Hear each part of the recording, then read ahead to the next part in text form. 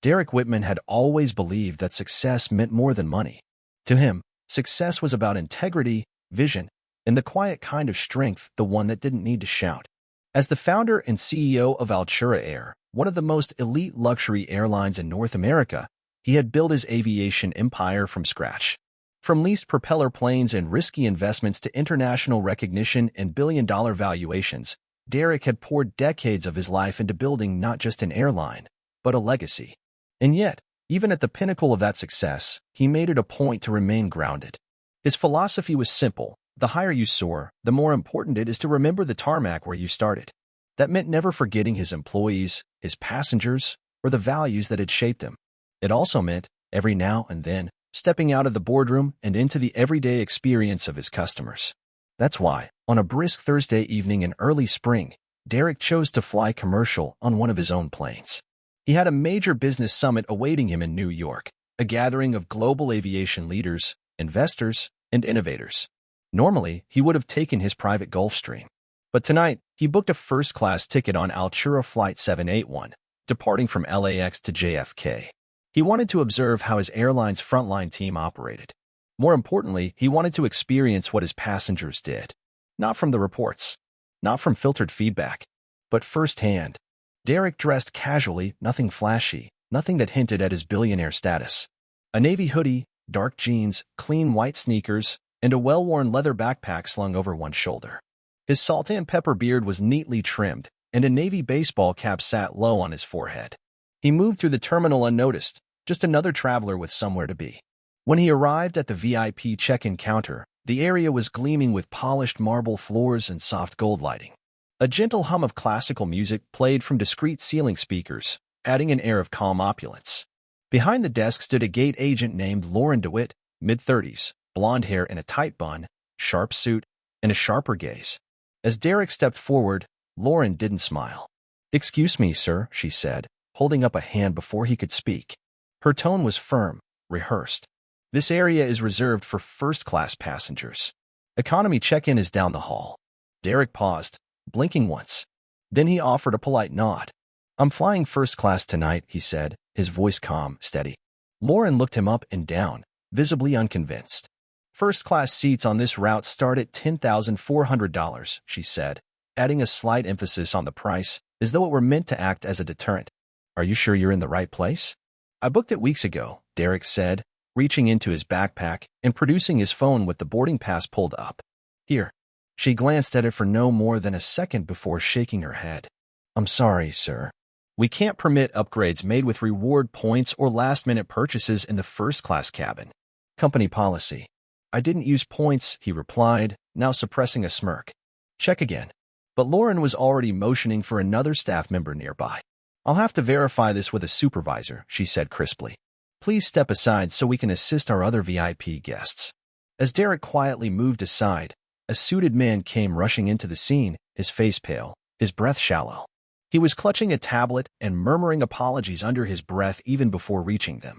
"Mr. Whitman," he gasped, slowing only slightly as he stepped between Derek and the desk. "Oh my God, sir, I didn't realize you were flying with us tonight, eh?" It was Jason Patel, the airline's West Coast regional director. Normally confident and composed, Jason now looked like a man who had just walked into a nightmare. He turned toward Lauren, disbelief thick in his voice. "Do you even know who you're speaking to?" Lauren looked confused. "He said he was flying first." "This is Derek Whitman," Jason cut in sharply, his tone slicing through the air like a blade. "The founder and owner of Altura Air." Silence. The entire lounge seemed to freeze in place. Conversations halted mid-sentence. Phones lowered. Eyes locked on the scene. Lauren's face drained of color. Her mouth opened slightly, but no sound came out. Then, finally, a stammer. I didn't know." Derek gave her a steady look. "You didn't bother to find out." Her jaw clenched as the words landed. "You assumed," he added. "And in doing so, you treated a customer, any customer, with less dignity than they deserved." Jason cleared his throat awkwardly, looking around. "Sir, this is entirely my fault. We'll begin a full review of training protocols immediately. I assure you, this won't." Derek held up a hand. "Jason, it's not just about training," he said evenly. "It's about values. If this is how customers are treated when they don't look the part, then we've lost the very soul of what this airline stands for. Lauren was trembling now. Mr. Whitman, I'm deeply sorry. I was just following. Then make sure the policies you follow are written with humanity, Derek replied, voice even, but firm. With that, he turned and walked past the desk, leaving behind a stunned silence. A flight attendant had already appeared at the lounge entrance, now standing straighter than ever before, gesturing toward the suite with nervous politeness. Inside the first-class cabin of the aircraft, everything changed. Flight attendants rushed into silent coordination. The champagne was chilled instantly. The signature Altura silk-lined amenity kits were replaced with upgraded versions reserved for royalty and heads of state. Derek was shown to his private suite, a fully enclosed cocoon with a reclining bed, 32-inch touchscreen, and personalized lighting. As he settled into his seat, the lead flight attendant approached with a forced smile, clearly trembling slightly. Is there anything at all we can do to make your experience more enjoyable tonight, Mr. Whitman? Derek took a slow sip of champagne. Just a smooth flight. The doors closed. Engines roared. The jet lifted into the dusk sky. And while Derek sat quietly watching the clouds pass beneath him, the fallout had only just begun. Back on the ground, the internal communications system lit up like a Christmas tree. Executives across departments were alerted. HR scrambled to coordinate an emergency review of frontline staff conduct. Within hours, emails were sent, retraining modules activated, and phone calls initiated. Lauren DeWitt was not terminated. Derek had made it clear he didn't believe in public shaming or performative consequences. But she was suspended with pay and ordered to complete a 6-week inclusivity and service integrity program designed by Derek himself years ago, based on the very principles she had violated. More importantly, a memo was drafted and sent to every employee across all 46 Altura Air terminals. We are not in the business of judging books by their covers. We are in the business of lifting people, safely, respectfully, and without bias. If someone walks into our space, we treat them as a guest in our home. That's not optional. That's Altura. It was signed, Derek Whitman, founder and CEO. And that message didn't stay internal for long. A passenger who had witnessed the entire lounge incident posted about it anonymously on a business travel forum. The post went viral overnight. Within 48 hours, major news outlets picked it up, spinning headlines about the CEO who got mistaken for an imposter on his own airline. While the world devoured the story, Derek remained silent. He wasn't in it for the headlines. He was in it to make sure no customer ever had to feel lesser because of how they looked, dressed, or sounded.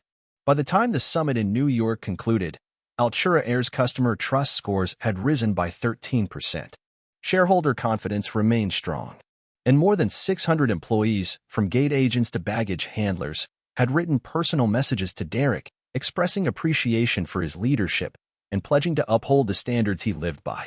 Weeks later, back in his private office overlooking downtown Los Angeles, Derek read one letter that stood out. It was from Lauren.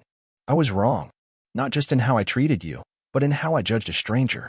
I've learned more in these last 6 weeks than I did in my entire career. Thank you for not firing me. Thank you for teaching me. I won't forget it. He placed the letter in a drawer marked personal. Then he looked out the window, where a plane bearing the Altura logo sliced across the sky, steady and true. For Derek Whitman, that was what legacy meant, not just building an empire, but ensuring it treated everyone like they belonged at 30,000 feet. And from that day forward, under his wings, no one would ever be made to feel otherwise. 3 weeks after the incident at LAX, Derek Whitman's calendar was unexpectedly cleared for a weekend. No board meetings, no keynote speeches, no mergers, no press junkets. It was rare. He hadn't had a weekend without an obligation in over 6 years. Instead of spending it in seclusion or aboard his yacht docked near Catalina, Derek made a quiet decision.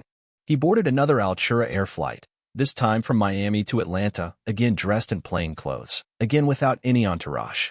But this time, he didn't do it to observe service or evaluate performance. He did it to watch something more subtle, transformation. At Gate C14, the usual bustle of boarding announcements echoed through the air. Passengers stood in line, holding phones and lattes, dragging designer luggage and diaper bags. At the gate stood Lauren DeWitt, now reinstated after her suspension. Her appearance had softened. Not physically, she still wore the Altura uniform, hair tightly pinned, but something in her posture was different. Less rigid, more present. She greeted a young Latino father traveling alone with a toddler and a worn stroller, smiled, and personally walked them to priority boarding. Then she helped an elderly woman in a wheelchair check her medication bag, offering a bottled water and a light joke that made the older woman chuckle. Derek stood quietly near the corner, watching her, not with judgment, but with interest. When she finally saw him, her eyes widened, but this time, she didn't panic. She stepped over, her voice calm. "Mr. Whitman," she said, dipping her head. "Welcome back. Good to see you again, Ms. DeWitt," Derek replied. She met his eyes. "I'd like to think I've learned how to see people better now. That's all I ever hoped for." Lauren hesitated, then added, "I know what I did was wrong. But what you did, giving me another chance instead of taking revenge, that's what changed me." Derek offered a smile. "Revenge is easy. Redemption's harder and more powerful." He boarded without ceremony. Later that evening, as the sun dipped over the skyline of Atlanta, Derek arrived at a private function held in a modest community center, not a banquet hall, not a gala. It was a gathering of aviation scholars, mostly high schoolers from underfunded districts across the South, many of whom were aspiring pilots, engineers, or aviation attorneys. Altura Air had been sponsoring their program anonymously for 5 years. This time, however, Derek decided to show up in person. As he entered the humble space, where mismatched chairs sat beneath flickering fluorescent lights, and tables were covered in aviation models made from recycled cardboard, the room fell silent. The teens, mostly students of color, whispered to one another in disbelief. Then, one by one, they stood and applauded. Not for the billionaire, but for the man who showed up, who made himself visible. After the event, one student named Caleb, a lanky black teen with shy eyes and calloused fingers from after-school work, approached him. "Sir, I read what happened at the airport," he said softly. "I've been stopped like that before. A lot. But when I saw how you handled it, it made me feel like maybe we can be powerful without yelling." Derek placed a hand on his shoulder. "Caleb, silence used right is more powerful than the loudest scream. And dignity, earned, not borrowed, is what changes systems."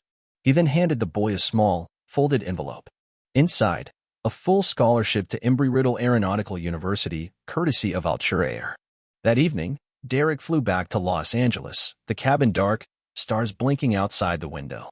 He didn't need champagne or bowed heads.